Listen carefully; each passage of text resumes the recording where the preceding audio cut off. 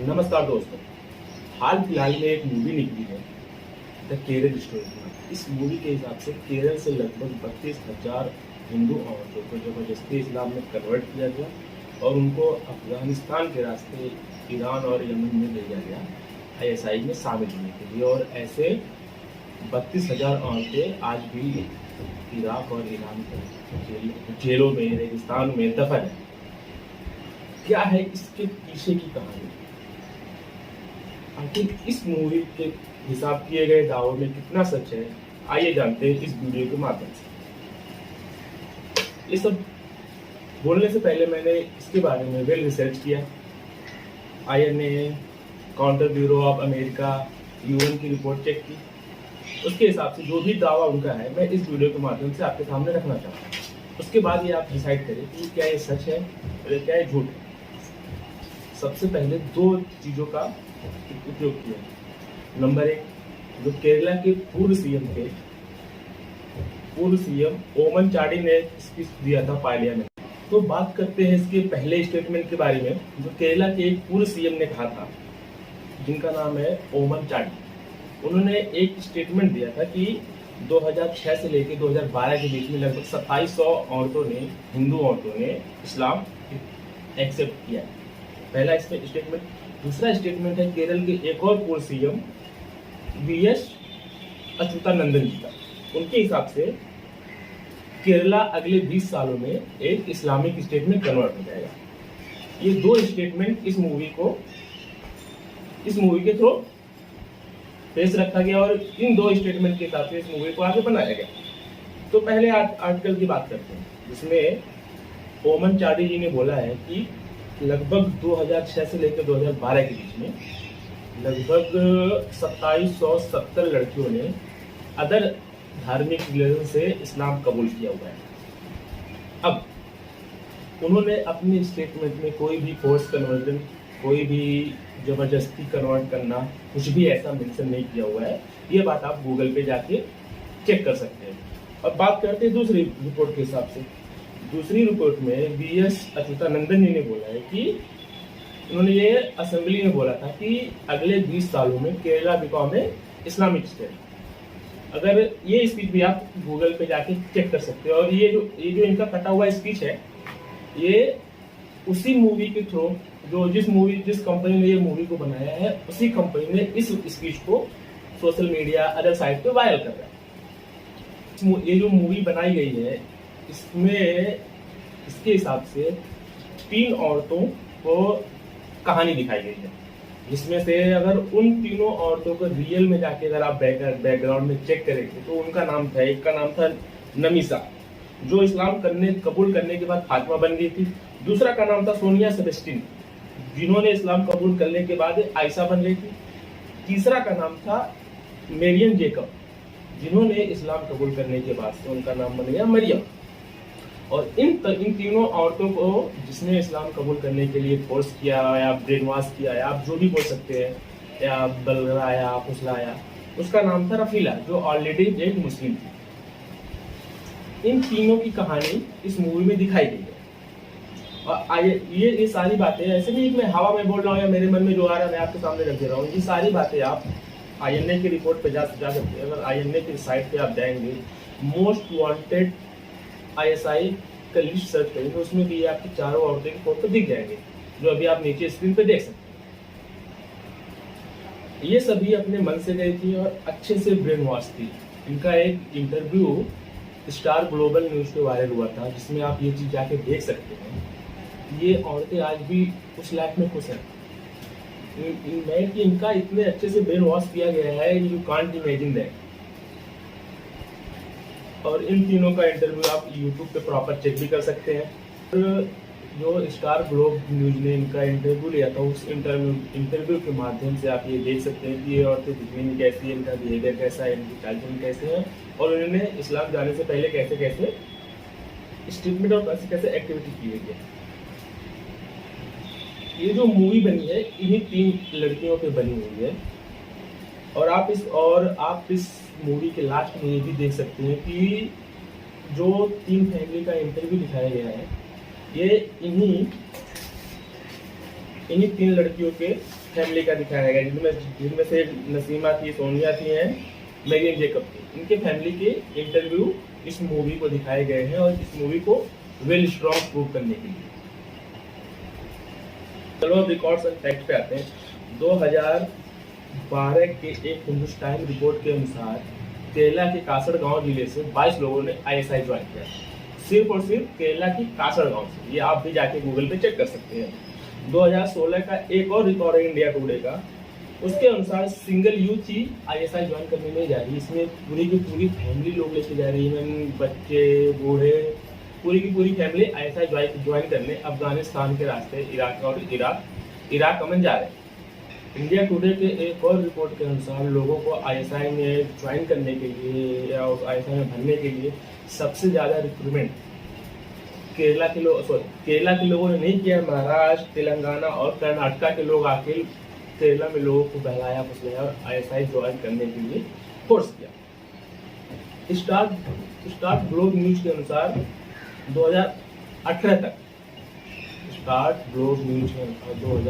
तक लगभग 60 लोगों ने आईएसआई ज्वाइन किया है सिर्फ केरला से, जिसमें 25 आदमी थे, 13 औरतें थी एंड 21 बच्चे, जिनकी एज हम कह सकते हैं 28 से 21 के बीच में।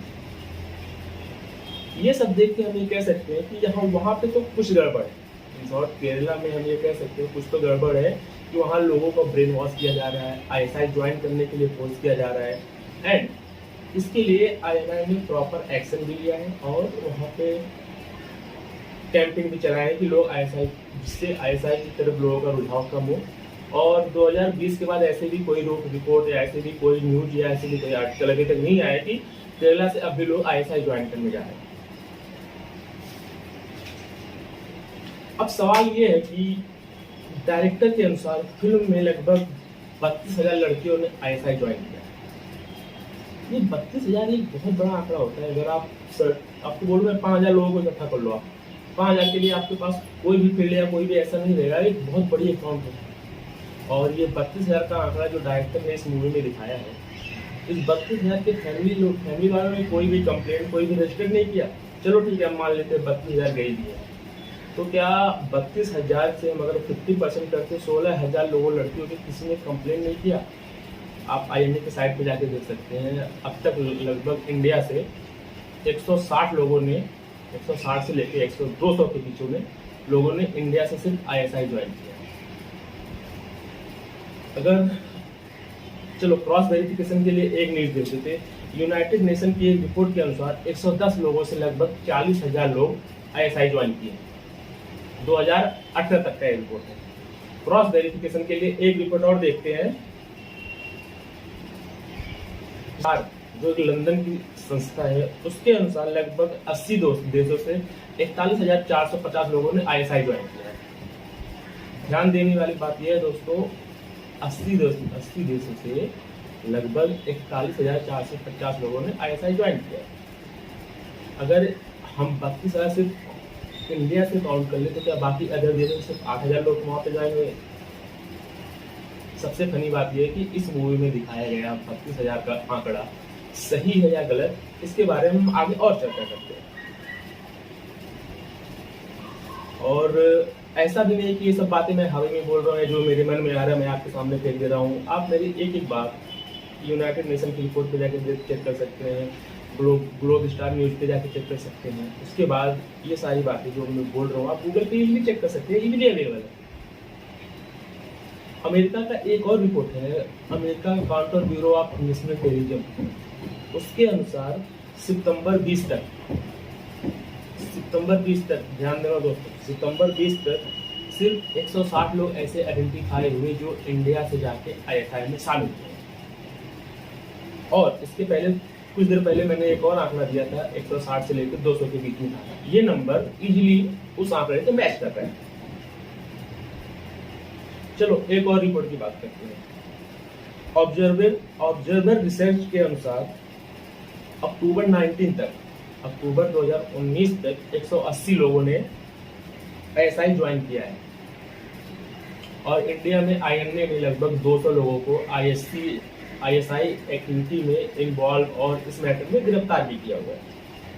अगर हम यूएस का एक रिपोर्ट देखते हैं जिसमें 66 भारतीयों ने आईएसआई ज्वाइन किया है, और ये 66 का आंकड़ा जो स्टार ग्लोब न्यूज का है, उससे आप इजीली मैच कर सकते हैं। ग्लोब का जो आंकड़ा था 60 आंकड़ा, उसमें उन्होंने क्लियर मेंशन किया, वो आप नीचे स्क्रीन पे देख सकते हैं, जिसमें लगभग 13 औरतें थी। 13 औरतें में से 6 ऑलरेडी मुस्लिम थी, और उनमें में से सिर्फ 7 औरतें थी जो केरला से थी। केरला में से 7 औरतों में से 4 ऑलरेडी मुस्लिम है और 2 क्रिश्चियन थी, 1 थी हिंदू। अब जो ये मूवी में दिखाया गया है, ये 2 क्रिश्चियन और 1 हिंदू, ये इन 3 लड़कियों की ये कहानी है। और अगर आप, मैंने कुछ देर पहले भी ये बात बोला था, अगर आप स्टार ग्लोब की न्यूज़ पे जाते हैं और इन तीनों औरतों का इंटरव्यू चेक करेंगे, तो आपको ये बात समझ में आएगी कि ये लड़कियां आज भी कितने अच्छे से ब्रेन वॉश हैं। इवन आप सुनेंगे तो आप खुद शॉक हो जाएंगे। और हाल फिलहाल में 2020 में अफगानिस्तान की सरकार ने इंडियन गवर्नमेंट को बोला था कि अफगानिस्तान जेल में 4 औरतें हैं जो खुद को केरला से बताती हैं, आप इनको इंडिया ले जा सकते हैं। ये भी इंडिया टाइम्स के अनुसार आप ये चीज़ चेक कर सकते हैं।